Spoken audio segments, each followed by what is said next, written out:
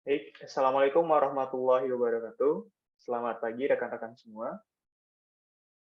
Sebelum memulai kegiatan pada pagi hari ini, alangkah baiknya kita berdoa terlebih dahulu. Berdoa dipersilakan.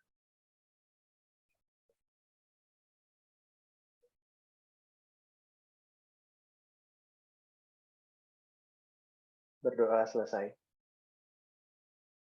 Baik, terima kasih atas kehadiran teman-teman semua di dalam webinar yang kita adakan dari Lenusa Consulting mengenai keberadaan Mahmorilonit di formasi Warukin. Untuk itu, saya Aldino Fadil Saputra selaku salah satu tim dari Lenusa Consulting dan juga di sini bergabung bersama saya Pak Daniel selaku tim marketing dan juga pembicara kita hari ini Dr. Supandi STMT yang berada di tengah-tengah kita. Dan acara pertama akan saya sampaikan sedikit mengenai plan dari training-training yang akan kami adakan lebih kurang selama 2 bulan ini.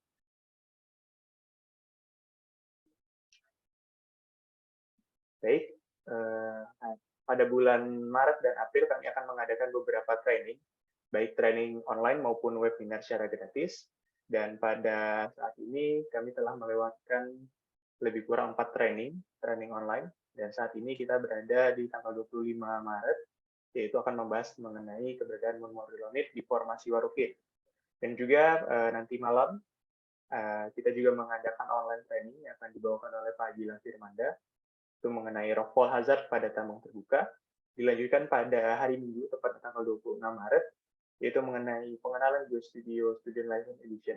Ini merupakan free online training.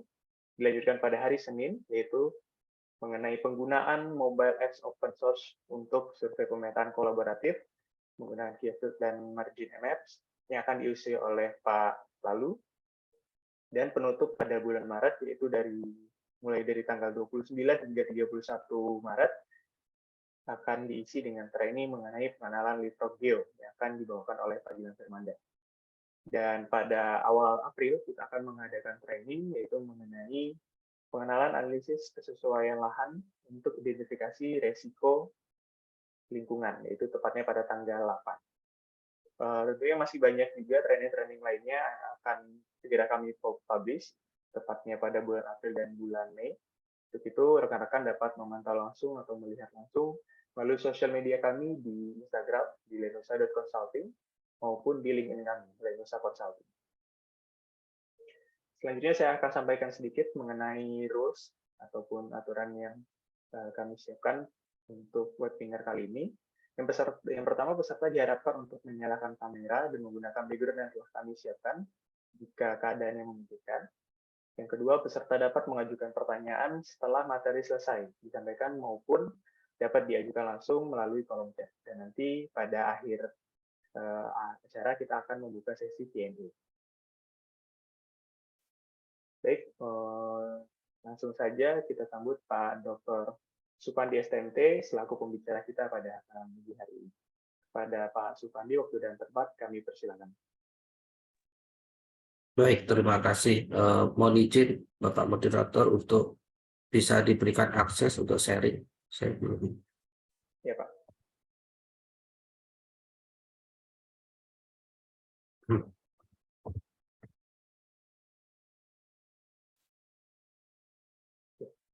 Apakah sudah bisa, Pak? Sudah, oke. Ya. Saya izin share dulu. Siap, Pak.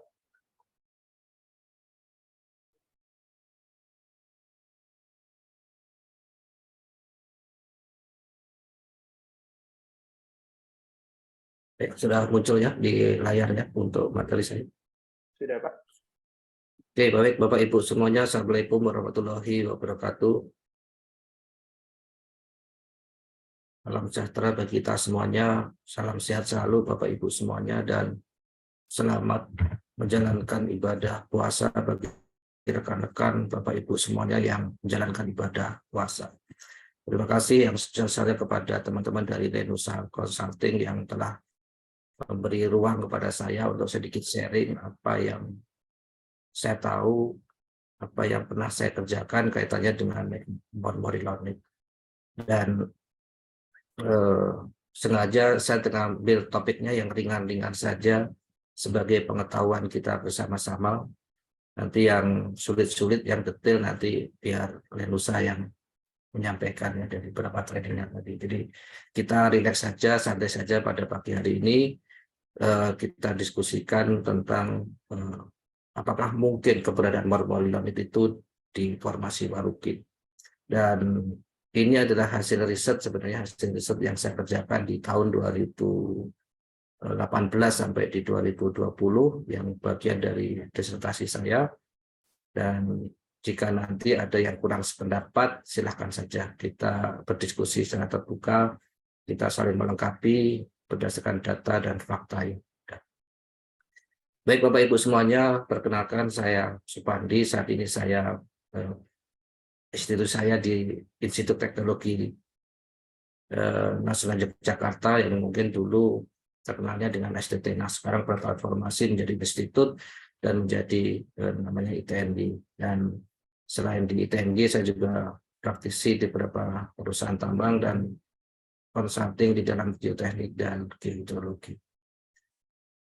Bapak Ibu semuanya yang saya muliakan, pada pagi hari ini saya akan bahas tentang keberadaan mormolinamid di formasi Warukin di cekungan asam-asam di Kalimantan Selatan. Yang pada pagi hari ini kira-kira yang ingin saya bahas di 1 jam ke depan ya, kalau nanti dikasih waktu sampai 130. Harapan saya bisa memaparkan materi 1 jam dan nanti 30 menit bisa dilanjutkan dengan diskusi dan tanya jawab.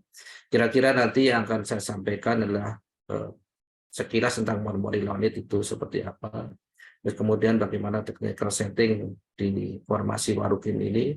Kemudian ini yang mungkin akan lebih banyak kita diskusikan mulai nomor ya clay size dan clay mineral. Ada perbedaan paradigma tentang kita berbicara tentang lempung. Lempung itu berbicara kita sebagai ukuran butir atau lempung berbicara sebagai mineral. Mungkin ini mulai diskusi yang cukup menarik bagi kita semuanya yang memahami bahwa formasi Warukin selama ini disusun oleh batu lempung. Ya, batu lempung itu membacanya seperti apa, nanti kita diskusikan. Sehingga untuk memahami bagaimana karakteristiknya, kita melakukan analisis provenance analisis atau sumber dari batuan-batuan yang ada dalam suatu formasi dengan pendekatan Dickinson, sehingga kita bisa memahami apa mungkin keberadaan mineral itu memang benar-benar ada di sana. Ya.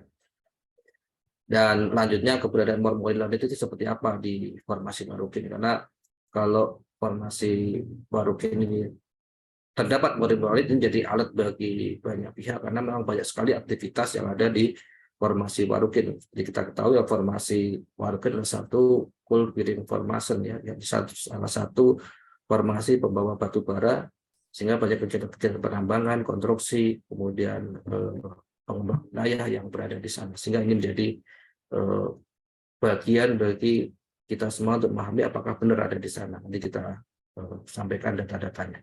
Kemudian saya juga mengkritik salah satu aplikasi dari riset ini kaitannya dengan aspek manajerial tentang alat berat. Ini salah satu ambil satu topiknya tentang alat berat, dan kita diberi tadi clay size dan clay mineral. Ya, apa sih dampaknya kepada kegiatan operasional, khususnya di kegiatan pengoperasian atau perawatan di alat berat. Dan nanti di kesimpulan. Nah, ini nanti yang akan kita bahas selama 1 jam ke depan, apa saja yang menjadi bahan bahasan kita dan diskusi kita pada pagi hari ini. Baik Bapak Ibu semuanya, ini menjadi latar belakangnya kenapa topik ini menarik, karena tadi disampaikan bahwa di formasi Warukin yang ada di Kalimantan Selatan adalah perkembangan wilayah yang cukup signifikan di sana. Pertumbuhannya juga dari sisi infrastruktur, dari sisi kegiatan, dari sisi sosial, dari ekonomi juga peningkatan yang signifikan. Dan kegiatan konstruksi pertambangan cukup masif di formasi ini. Banyak formasi atau perusahaan-perusahaan tambang di sana, penghasil batu bara banyak sekali di formasi ini, dan salah satu menyumbang kebutuhan PLN kita banyak dari formasi ini, hampir setengahnya dari formasi ini. Kemudian dengan adanya kebijakan nasional dan ibu kota negara, memang kawasan formasi Warukin ini sebagai kawasan penyangga untuk ibu kota negara, sehingga memang saat ini banyak proyek-proyek yang sudah digulirkan untuk kegiatan penyangga ibu kota negara ini, katanya dengan dukungan daerah-daerah sekitar dalam kegiatan ibu kota negara. Kemudian ada kawasan ekonomi khusus yang sudah mulai bermunculan juga di daerah formasi Warukin ini, sehingga memang banyak konstruksi yang sudah dimulai dilakukan di sana, dan tentunya akan berinteraksi dengan batu lempung ataupun dengan. Nah, ini yang terakhir sebagai benefit, kenapa kita penting membahas tentang ini. Tadi saya bahas tentang aplikasinya kepada mineral itu sebagai mineral lempung atau material berukuran lempung. Ya, pengaruhnya terhadap biaya operasional peralatan itu seperti apa? Di studi kasusnya saya mengarahkan ke sana, sehingga saya langsung kerasa dampaknya seperti apa. Termasuk bagaimana kita pengembangan bisnis alat berat di sana seperti apa berdasarkan informasi ini. Karena salah satu riset ini juga berkolaborasi dengan salah satu produsen alat berat yang ada di Indonesia dan di dunia ini, yang dari hasil ini menjadi bahan riset dari mereka untuk mengembangkan teknologi di material mereka. Yang tak kalah pentingnya bagi praktisi, mungkin banyak alat berat yang bekerja di formasi Warukin dalam mempertahankan performance unitnya, performance capability yang dipakai dalam semua kegiatan di formasi ini. Ini penting bagi kita, sehingga memahami material yang ada di sana itu menjadi sangat penting. Nah, kalau kita berbicara tadi tentang topiknya adalah formasi Warukin, maka kalau kita berbicara material ekspansif, maka pola pikirnya yang biasanya adalah piring capacity yang rendah, yang bisa terjadi. Kemudian dengan piring capacity rendah, high plasticity, itu juga tantangan tersendiri ketika kita bekerja pada material yang memiliki high plasticity. Kemudian sudut kembang yang besar ini juga menjadi tantangan ketika ini tantangan-tantangan bagaimana kita bekerja pada material lempung, ya, khususnya di material lempungnya.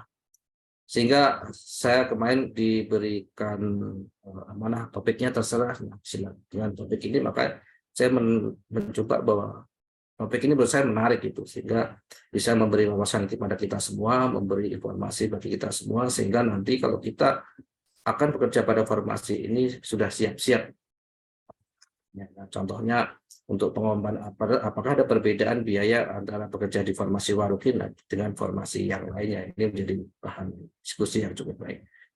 Baik Bapak Ibu semuanya, sebagai gambaran awal bahwa apa yang saya sampaikan di dalam materi ini sebenarnya sudah saya publikasikan pada jurnal internasional bereputasi. Jadi ada dua jurnal yang kaitannya dengan mineral lempung ini, kaitannya dengan keteknikannya.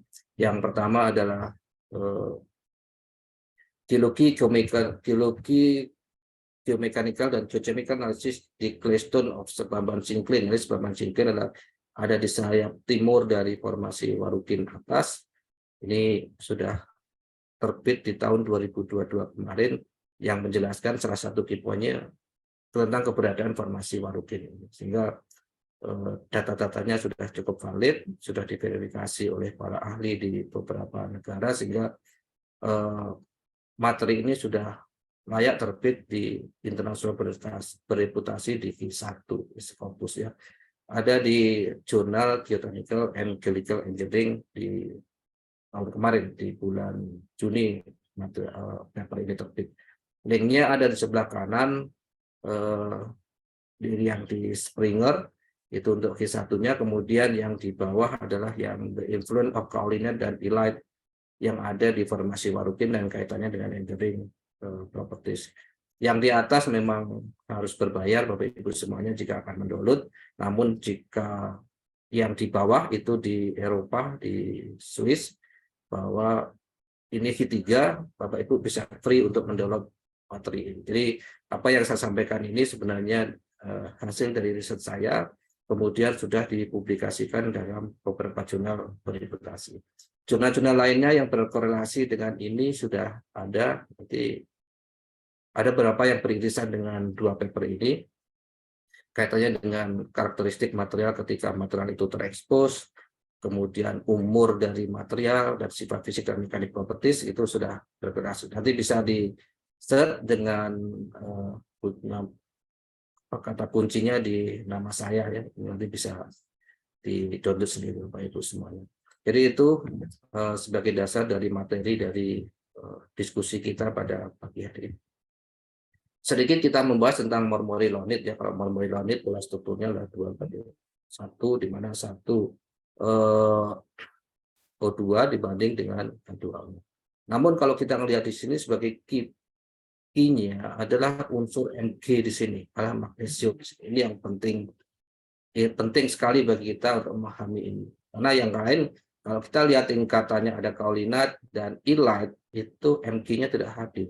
Nah, kenapa itu tidak hadir? Nah, nanti kita bahas. Kenapa Mg di warukin itu, di formasi warukin tidak ada Mg-nya.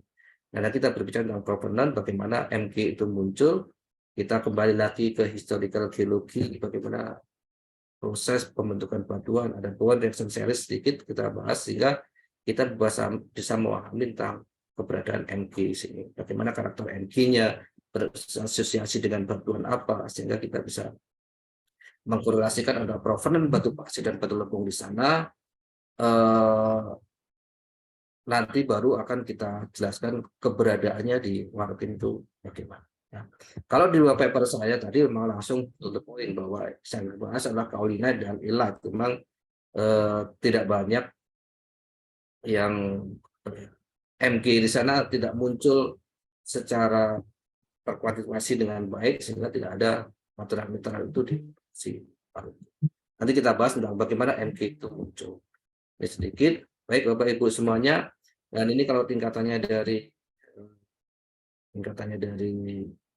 praktis mineral lempung ya.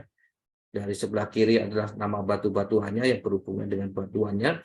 Kemudian di kanan vermiculite, smectite, kaulinat, dan elite-nya ada di sebelah kiri. Salah satu yang saya sampaikan tadi adalah Mg-nya di sini. Jadi kalau kita lihat Mg yang terjadi oksidasi berwarna coklat, maka biasanya memang elite itu berwarna lebih coklat, atau marmorit itu semakin ke arah marmorilonit semakin plastik warnanya ke arah coklatan. Kemudian semakin dia Mg-nya berkurang, HL-nya naik, feldspatnya naik, maka unsurnya menjadi lebih putih. Makanya kaulinat biasanya lebih putih atau abu-abuan. Ini sebagai gambaran. Nah, tadi kata kuncinya adalah mormorilonit dan warukin. Maka Bapak Ibu semuanya kita bahas sedikit tentang formasi warukin. Ya, kalau kita lihat di sini formasi warukin ada di Kalimantan Selatan, masuk di sub cekungan di asam-asam di sini. Ya, masuk di sub cekungan asam-asam di sebelah kanan ini adalah formasi dari warukin. Walaupun warukin ini ada juga yang sampai di Kalimantan Tengah, ada di warukin bawah. Contohnya ada di Singkapannya, expose-nya di Penambangan Adaro, di sana juga ada warukin. Kemudian di Arutmin yang sebelah timur ada warukin juga. Nah, ini kita fokus pada warukin yang warukin atas pada sub cekungan asam-asam ya. Nah, kalau kita lihat di sini memang saat ini adalah peta cekungan di Indonesia yang terbaru Bapak Ibu semuanya. Ini ada di tahun 2022 walaupun ini baru terbit di Februari 2023 ini. Nanti silakan bagi yang berminat untuk mendapatkan peta cekungan ini, saya bisa share untuk PDF-nya peta cekungan yang terbaru ini. Mungkin bisa menjadi referensi bagi Bapak Ibu semuanya di tempatnya bekerja atau tempat untuk riset-risetnya. Ya, ini cukup update, ada 170 cekungan yang baru berdasarkan sandi stratigrafi yang terupdate, dan tanggalnya memang 22 tahun 2022 namun terbit di 2023. Yang sebelah kanan adalah foto gambaran dari lokasi formasi warukin yang tadi saya sebutkan di cekungan sub cekungan asam-asam.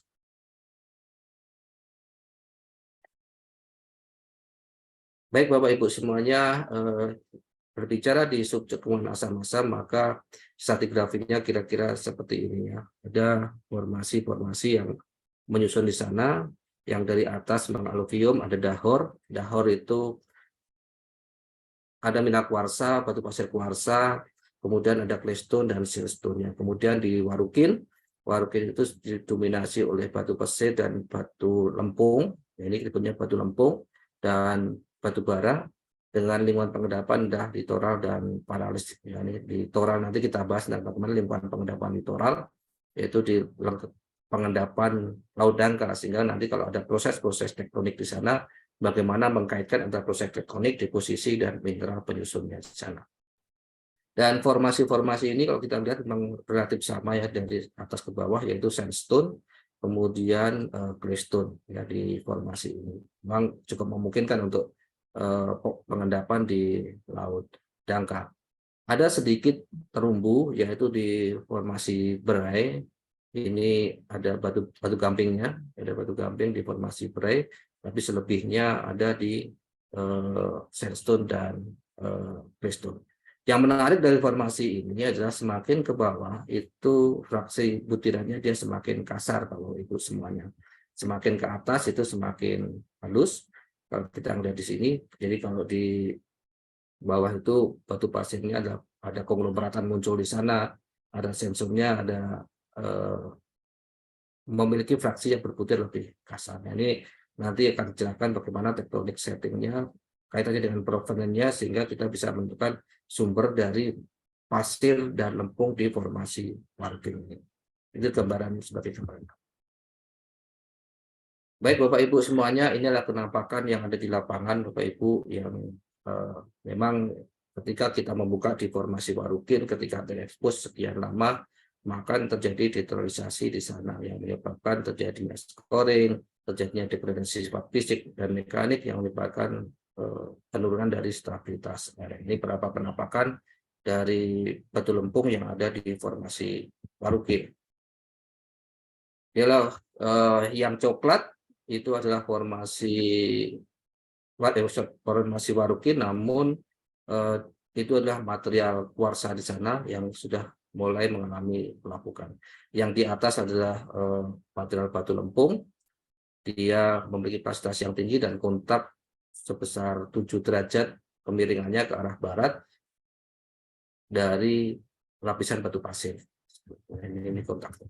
Jadi dominasi inilah yang ada di formasi Warukin. Selain endapan batu bara yang ada sandstone, ada batu lempung di sini. Nah, ini proses sampling dilakukan, memang proses sampling itu dilakukan ada beberapa tempat di sepanjang formasi Warukin di Blok Timur, khususnya di subsekuan di Asam-Asam, di mana proses samplingnya sendiri kita lakukan dengan undisturbed sample, dengan kita mau mengambil dari beberapa singkapan di permukaan tambang, kita akan bersihkan 2 meter dari permukaannya, kemudian kita tekan dengan eskavator sehingga kita mendapatkan ini dengan pipa stainless grade 10 sehingga sangat memungkinkan untuk kita mendapatkan sampel yang representatif di sini. Di ujungnya nanti sebagai dikasih cutter sedikit sehingga dengan kekerasan di formasi Warukin yang di bawah 1 sampai ya 1 MPa ya itu masih memungkinkan untuk kita mendapatkan sampel. Dan setelah dilakukan ini yang kita lakukan, jadi setelah kita mengambil sampel, maka kita memverifikasi tentang kandungan mineral yang ada di sana. Kandungan mineral apa saja yang ada di formasi Warukin ini, baik untuk sandstone-nya maupun untuk claystone-nya. Untuk sandstone, clear bahwa itu didukung oleh mineral kuarsa. Yang cukup mengagetkan adalah adanya kuarsa di material claystone.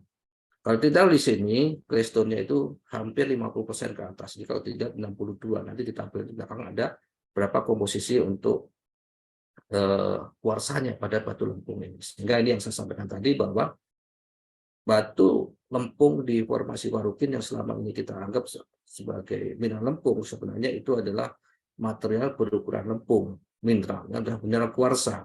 Bagaimana itu bisa terjadi, nanti kita jelaskan di pertemuan seperti apa.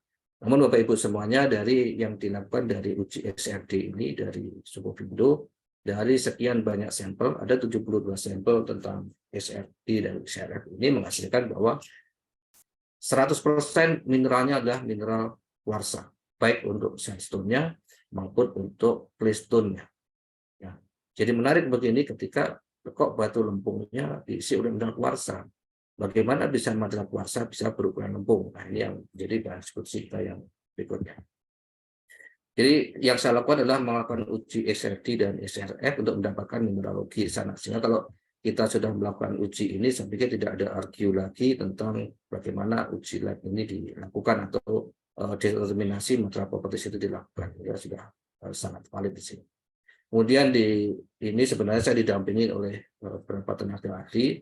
salah satunya adalah Prof.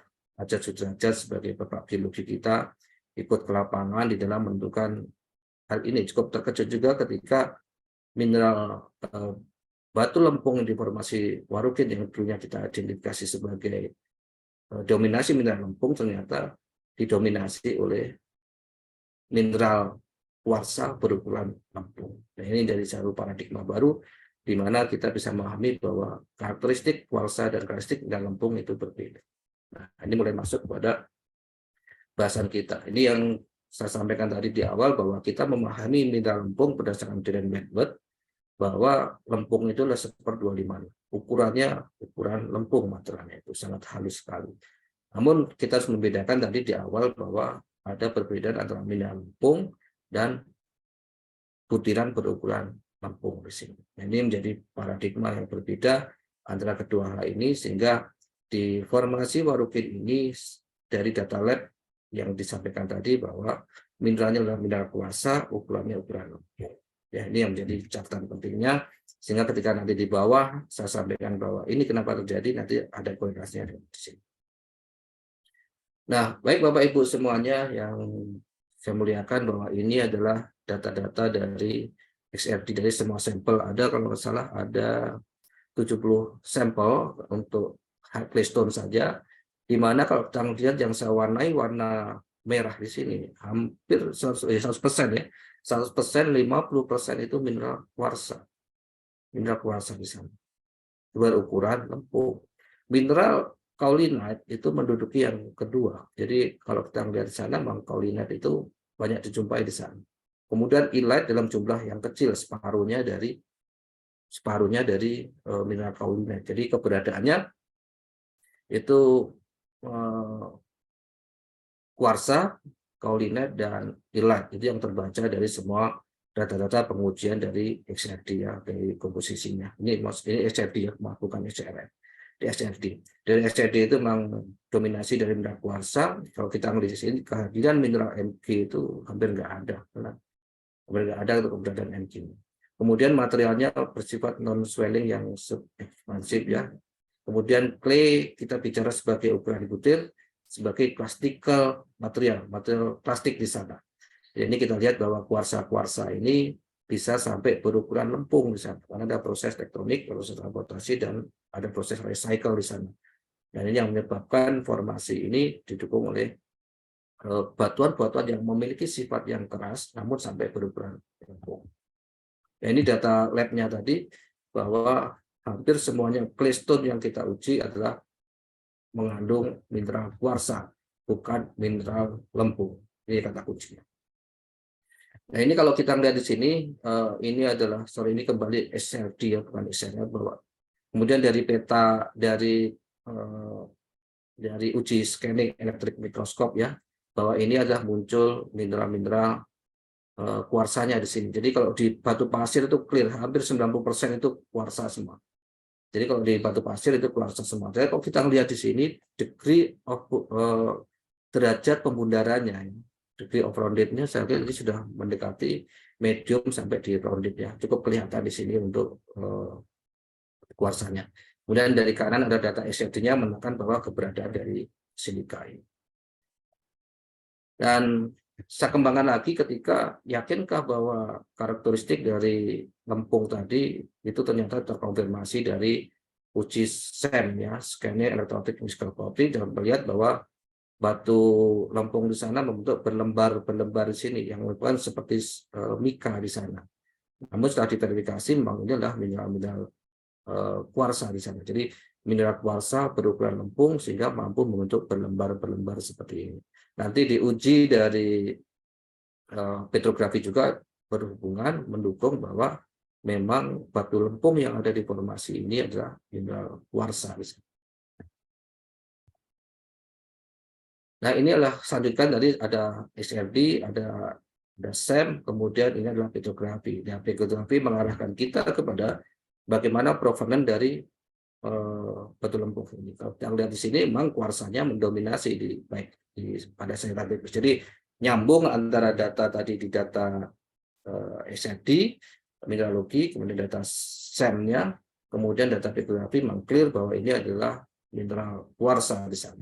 Di feldspat dan litik ini yang bisa dibaca sebagai clay-nya memang jumlahnya memang sangat terbatas di cetan tipis, namun memang keberadaan litik ini dibaca adalah mineral lempung. Jadi yang saya adalah yang merah saja, bahwa memang di formasi Warukin ini adalah formasi yang didominasi oleh kuarsa berukuran sangat halus sampai di pasir kasar. Ya. Jadi terkonfirmasi dari data lab itu 3 lab sudah mengkonfirmasi tentang keberadaan kuarsa ini. Nah, Bapak Ibu semuanya, kalau kita melihat di sini, ketika kita melihat kuarsa sampai berukuran lempung, pastinya ada proses yang ada terjadi di sana. Prosesnya adalah proses pelapukan maupun litifikasi di sana sehingga membentuk batuan sedimen. Dan tentunya itu adalah adanya sumber yang ada di sana. Sumbernya dari mana? Sumbernya ada bisa jadi dari formasi-formasi yang ada di bawahnya tadi dan batuan basementnya. Kenapa tertinggal adalah batuan yang kuarsanya saja? Karena ketika terjadi proses tektonik dan pengangkatan kemudian sedimentasi, maka proses-proses pada awal bone reaction seriesnya itu bersifat dia tidak stabil. Dia mudah hancur di sana. Sehingga ketika tertransport, terangkat, dia sudah hancur. Makanya pada material mineral-mineral pada awal bone reaction series itu tidak berkembang. Yang tertinggal adalah batuan-batuan yang kuat di sana. Sehingga muncullah adalah namanya kuarsa tadi. Kuarsa dianggap paling kuat di sana, memiliki kekerasan yang paling tinggi, sehingga bertahan. Walaupun dia berubah bentuk menjadi ukuran yang paling halus. Karena terjadi proses yang berulang. Sehingga kita memahami bahwa sumbernya dari batu pasir yang ada di formasi di Warukin berasal dari formasi yang ada di bawahnya yang mengalami tektonik pengangkatan, terjadi weathering dan litifikasi, tertransport yang terjadi berulang-ulang pada umur geologinya. Sehingga ini menyebabkan sumber dari sana. Sehingga faktor MK-nya itu tidak muncul. Mungkin di bawah ada faktor MK-nya ini. Nah, kita melihat di sini bahwa ketika kita bicara ini, maka batuan-batuan yang ada di seri atas ini inilah mudah hancur di sana. Sehingga ketika terjadi proses tektonik dan rotasi, mineral-mineral itu akan hancur. Nah, Mg, magnesium tadi, Mg adanya di sekitar sini, batuan-batuan pabrik. Sehingga ketika Mg ini ada di batuan-batuan ini dan terjadi transportasi, kemudian terjadi tektonik, litifikasi, maka Mg ini akan tidak menjadi bagian dari seleksinya. Seleksi alam itu yang bertahan adalah material-material yang memiliki stabilitas yang tinggi, yaitu di kuarsa. Sehingga material-material yang di bawah inilah yang bertahan di sana. Mika ini muncul di sana ketika mineralnya masih bertambah lagi menjadi feldsparnya di sana. Dengan feldspar itu maka terjadi posisi yang menyebabkan kombinasi antara silika, kuarsa, dan batuan lempungnya. Kira-kira itu gambarannya. Sehingga M kiri ini tidak muncul. Nah, ketika kita prosesnya adalah proses tektonik dan sedimentasi, maka M kiri menjadi tidak ada di formasi-formasi yang beda. Nanti kita lihat dari sisi provenennya, dari sisi keberapaan mineralnya. Ini tadi di bawah reaction centers yang sampaikan ini kita lihat di sini di awal-awal MG adalah munculnya di awal dari ini mineral di sini belum dirapuh.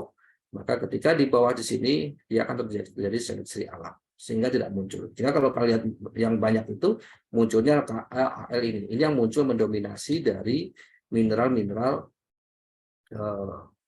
kaolinet maupun di ilaikan. Mg sudah tidak muncul lagi di sana. Sehingga mineral-mineral yang berhubungan dengan feldspar inilah sampai sini yang banyak muncul di formasi Warukin. Sementara kalau kita kembalikan lagi ke definisi tentang mormoriloni tadi, Mg itu ada di atas, ya sumber Mg-nya ada di atas. Ketika ada proses ini, maka tidak muncul lagi Mg di bawah. Terjadi seleksi alam yang menyebabkan dia tidak muncul lagi.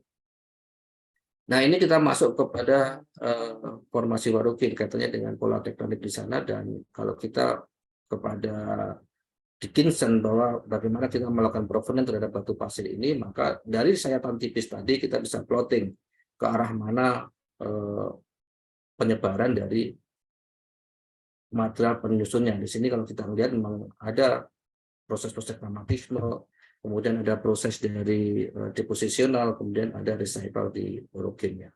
Nah, kalau kita lihat di sini dari plotting yang ada, baik batu pasir maupun batu lempung dari uji petrografi, sehingga kita bisa masukkan di dalam catnya di Kinjam ini bahwa confirm bahwa terjadi recycle orogen.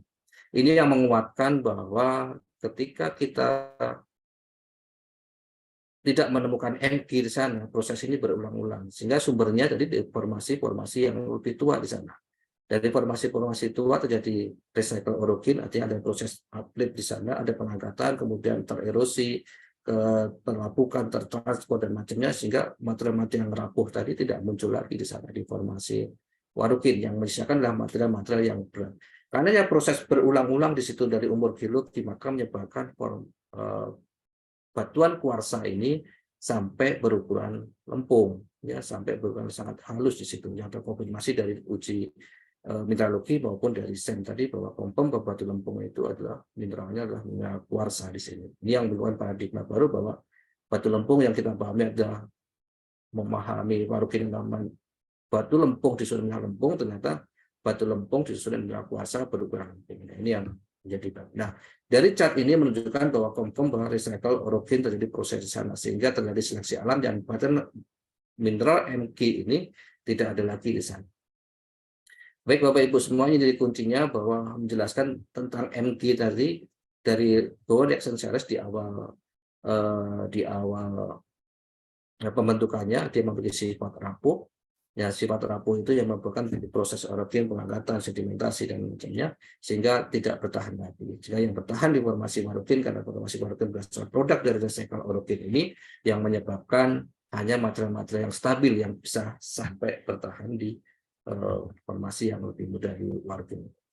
Jadi menjelaskan tentang subduksi, kemudian ada proses tektonik di sana menyebabkan terjadinya recycle orogen itu. Jadi cukup panjang di masa geologi yang menyebabkan ini MG itu tidak bertahan. Ya, ini.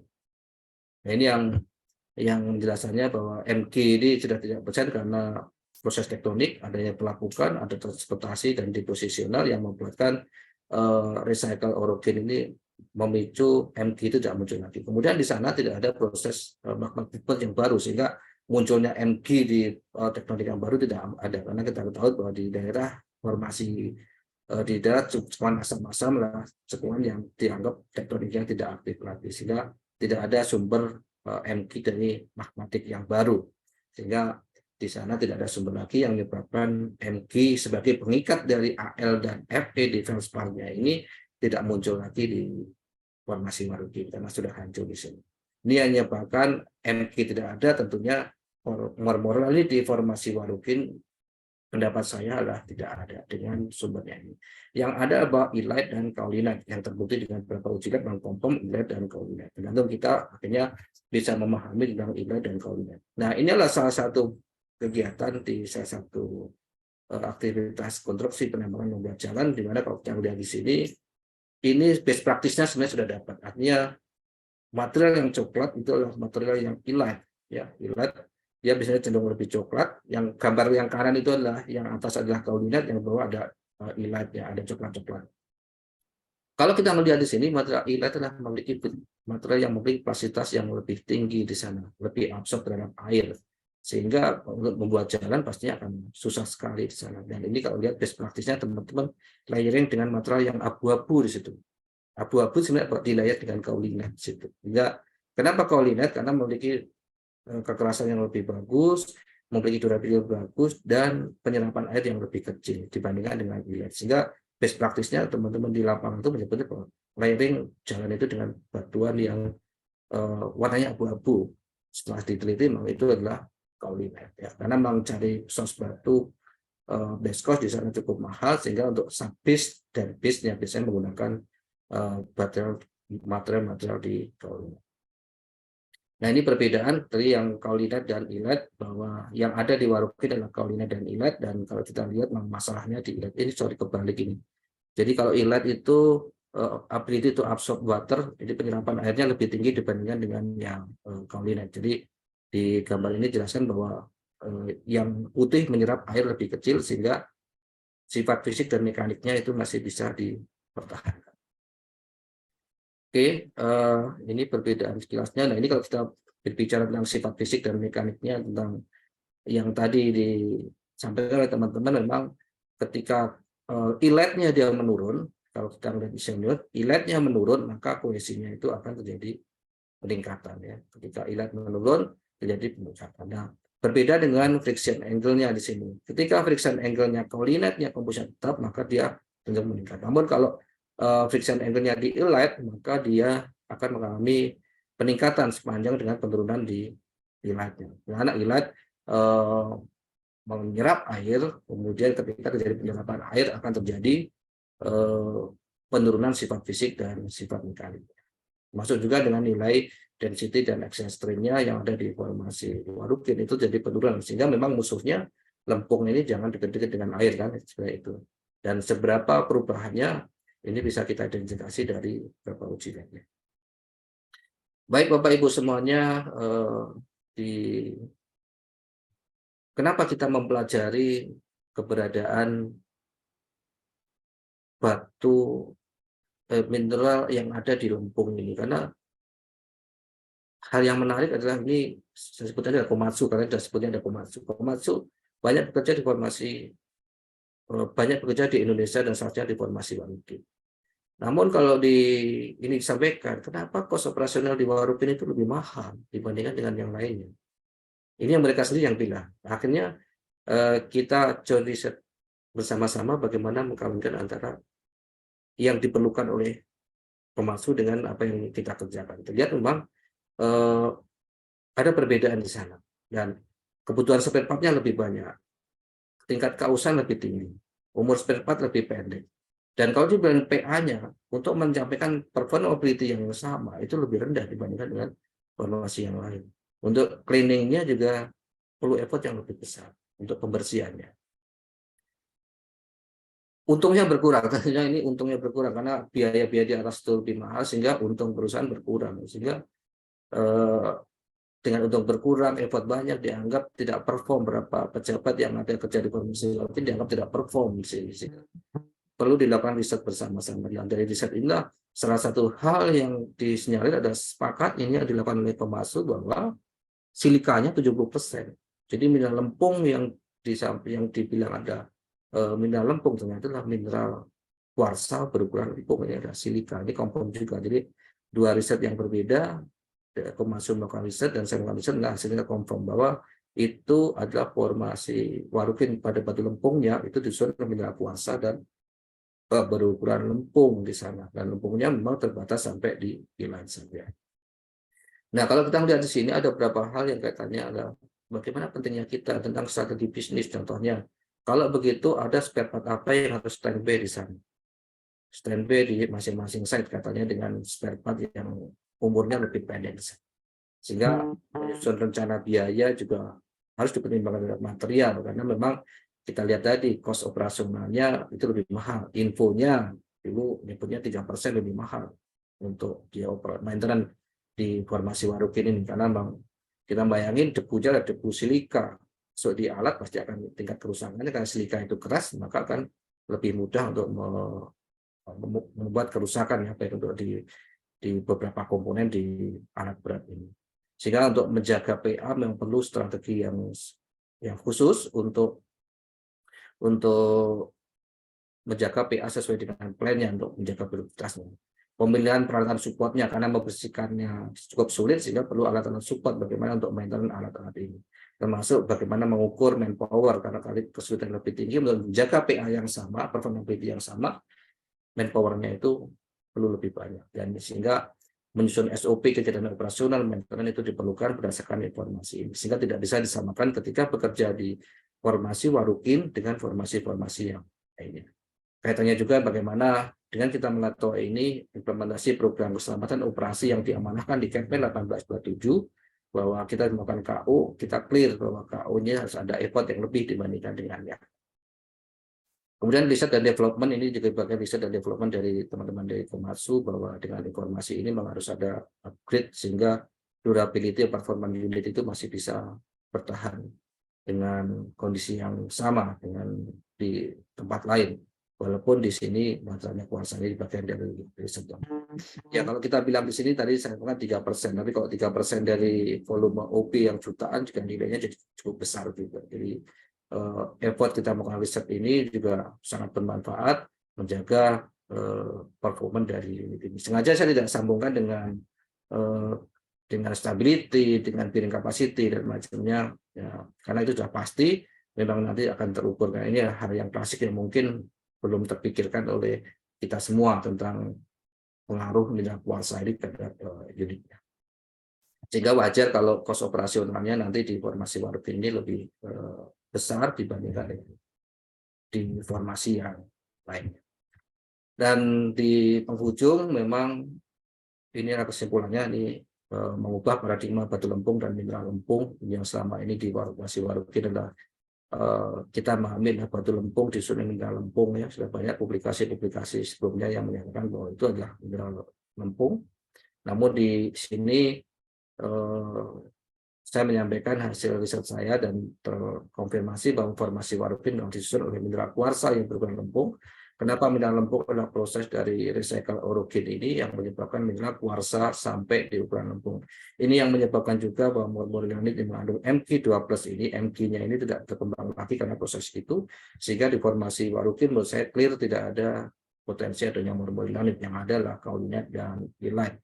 Memang illite ini menjadi tantangan tersendiri walaupun hanya 15%, tapi memiliki peran yang besar karena memiliki sifat yang absorb dengan air, plastisitas yang tinggi, sehingga sifat fisik dan mekaniknya itu cukup rendah. Ya. Perhitungan biaya maintenance untuk formasi Warukin harus berbeda dari kalau kita mineral kuarsa, tentunya biaya untuk alat itu berbeda untuk perawatannya. Untuk spare part-nya juga berbeda, sehingga bisa menyusun strategi bisnis yang berhubungan dengan alat berat. Ini cukup menarik. Nanti biaya OPEX-nya berbeda, tentunya kalau tender-tender juga pasti akan ada biaya-biaya yang tidak bisa disamakan dengan formasi lainnya. Sehingga dalam menyusun strategi keselamatan operasi dan menjaga performability menjadi hal yang menarik berdasarkan informasi ini. Ini tidak sama dengan formasi-formasi yang lainnya. Itu yang saya sampaikan, bahwa ini mungkin berbeda, jadi aplikasinya mungkin berbeda dengan harapan kita semua bahwa nanti arahnya ke engineering, arahnya ke stability dan macamnya. Saya tidak membahas ke situ, saya tertarik membahas ini karena kalau stability pasti clear, bearing capacity pasti clear, kalau itu memiliki dampak, ya. Nanti dari teman-teman yang saya bisa mendetailkan bagaimana karakteristik sifat fisik mineral lempung ini dampaknya terhadap stabilitas. Ya, ini sebagai gambaran awal saja bahwa memahami karakter material itu cukup penting bagi kita, sehingga kita bisa mengambil kebijakan, bisa mengambil strategi dalam kita melakukan kegiatan operasi di sana. Bapak Ibu semuanya, demikian yang dapat saya sampaikan. Ini alhamdulillah clear sesuai dengan schedule, jam 10 saya selesai untuk memaparkannya. Nanti kita lanjutkan dengan diskusi dan tanya jawab. Jika Bapak Ibu semua punya riset yang sama dan kurang sependapat, ya saya mohon maaf, dan inilah saya berbicara bicara dengan data, dengan fakta bahwa hasil lab-nya mengatakan seperti ini, ya. Kurang lebihnya saya mohon maaf dan terima kasih. Assalamualaikum warahmatullahi wabarakatuh. Saya kembalikan kepada Bapak Moderator. Terima kasih. Terima kasih banyak. Terima kasihnya. Mungkin selanjutnya kita memasuki sesi tanya jawab. Dipersilakan rekan-rekan untuk bertanya baik secara chat maupun langsung, juga dipersilakan. Dan juga saya ingin mengingatkan untuk rekan-rekan dapat mengisi link yang telah saya lampirkan di kolom chat. Link tersebut nanti akan digunakan sebagai pendataan sertifikat. Monggo, silakan rekan-rekan jika ada yang ingin ditanyakan dapat langsung bertanya.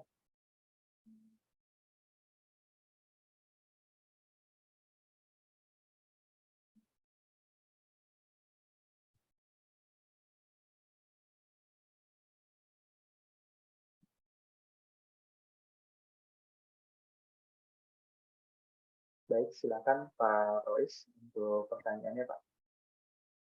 Bisa langsung disampaikan.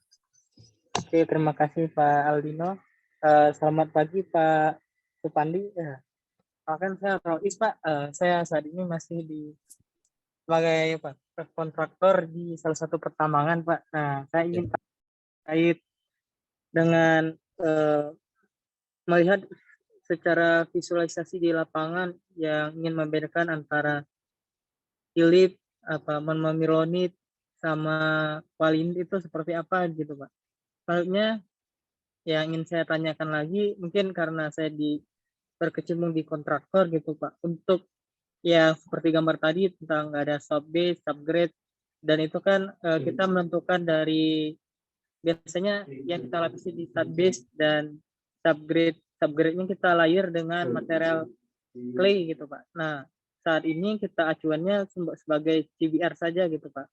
Namun kita belum mempertimbangkan dari aspek apa tadi, aspek elite monomeloidnya itu, nah aspek yang seperti itu kalau divisualisasi di lapangan itu seperti apa gitu Pak, karena acuan kita saat ini lebih ke acuan CBR saja gitu Pak Subandi. Mungkin ada advisor gitu Pak supaya membuka pandangan kita gitu Pak dalam aspek biokimikalnya di clay mineral gitu Pak. Terima kasih Pak Subandi. Oke, bisa langsung saya jawab Pak Moderator. Halo. Oke, mohon izin. Inlet dan monolinear bagaimana di lapangan itu sebenarnya ya. Sebenarnya menentukan secara pasti memang harus dengan uji lab ya. Secara pasti harus melakukan uji lab berapa komposisinya untuk mineralogi lempung memang dengan SFD dan SLF ya. ESD memang cukup mahal SFD itu untuk industri sekitar 1,5 juta untuk setiap sampel berarti cukup Indo. Tapi itu clear bisa menentukan. Tetapi teman-teman sebenarnya bisa dengan sederhana menentukan tingkat plastitasnya. Jadi kalau dari ILA dan Kaulinat ini memang tingkat penyerapan airnya. Ini biasa teman-teman masukkan di bejana, ambil gelasnya, kemudian dikasih air, ambil tipe material yang berbeda. Tadi tipe yang berbeda dari warna. Warna itu biasanya elite itu karena dia tingkat lapuknya lebih lanjut, maka dia berwarna lebih kecoklatan dibandingkan dengan kaulinet yang dia memiliki stek lebih bagus dan juga lebih bagus. Warnanya agak keabu-abuan. Jadi warna mungkin bisa langsung dibedakan aja best practice-nya. Best practice-nya itu jadi direndam, dikasih air, nanti dikasih target mana yang memiliki absorpsi yang lebih tinggi, itulah yang memiliki kapasitas yang lebih tinggi. Itu gampangannya saja di lapangan. Jadi coba diterapkan. Yang dikasih air yang sama, kemudian dikasih material yang kurang lebih sama, mana nanti yang volumenya lebih besar. Nanti itu bisa dicek. Kita ambil yang volumenya kecil karena memiliki kapasitas yang kecil. Itu sederhananya membedakan inlet dan inlet. Kemudian menentukan base-nya tadi dari gambar tadi, ini biasanya teman-teman di lapangan sebenarnya sudah punya feeling ya, tentang menentukan subgrade-nya. Subgrade-nya memang biasanya dari CBR ya, CBR 5, CBR 3 dan apapun itu. Sehingga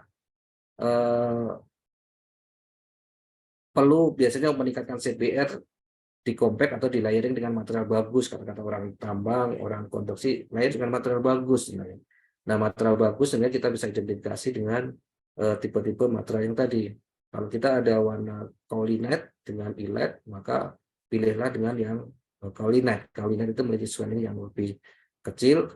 Cara ngetes sederhana di lapangan itu rendam pada air dengan volume yang sama, dicari pengembangan yang paling kecil. Itu bisa secara sederhananya.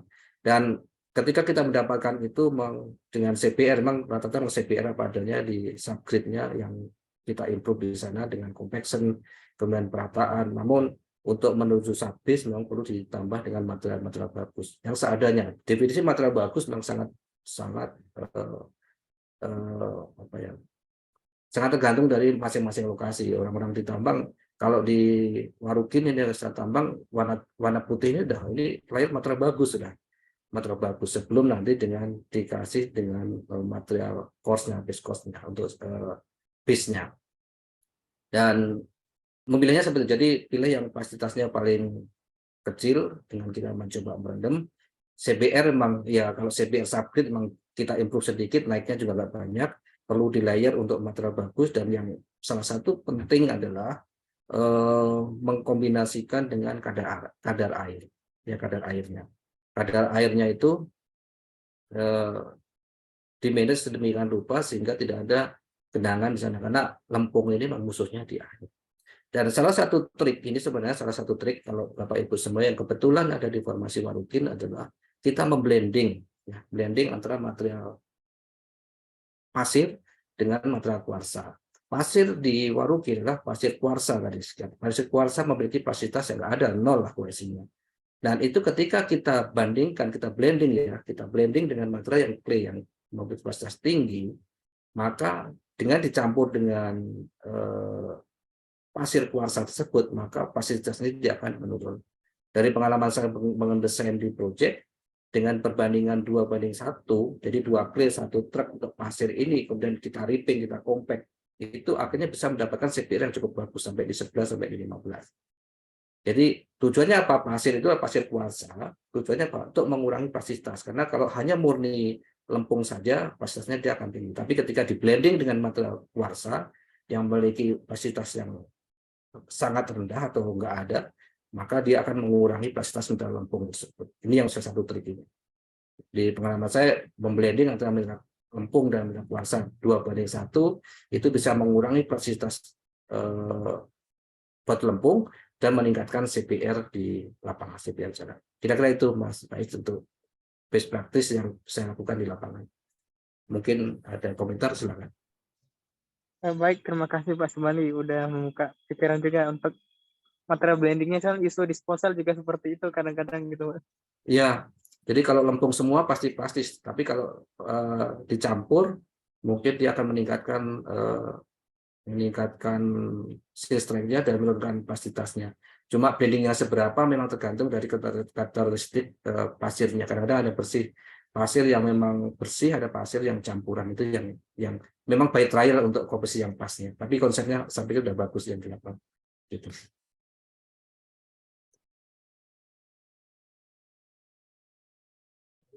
Mungkin ada dari rekan-rekan yang lain, ada hal yang ingin ditanyakan, didiskusikan, silakan.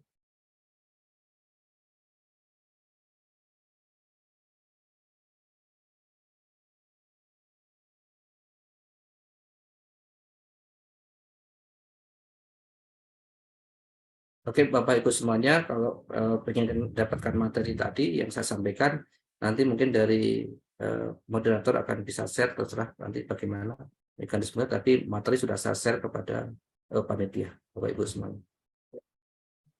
Untuk materi nanti akan saya kirimkan berupa link dan juga setelah training selesai dilaksanakan. Mungkin ada yang ingin diskusi dengan ini, dipersilakan.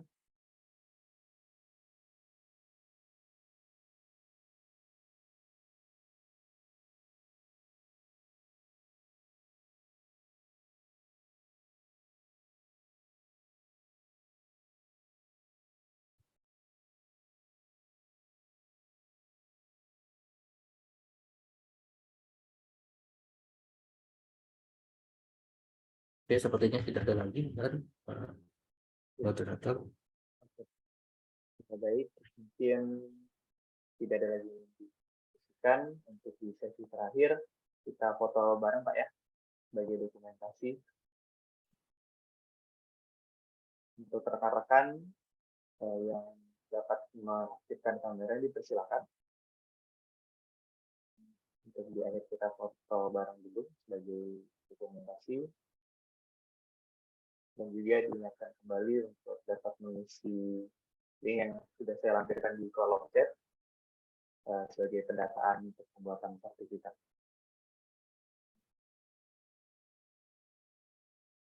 Mungkin yang lainnya apakah masih ada yang ingin on-cam? Dipersilakan.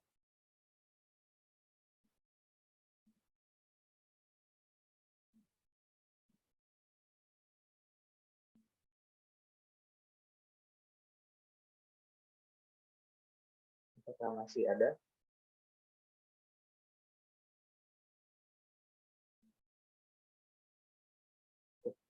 Mungkin kita foto untuk yang pertama ya.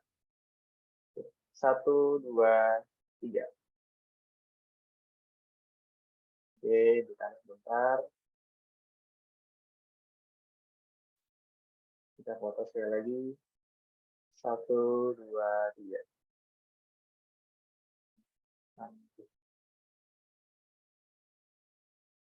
Baik.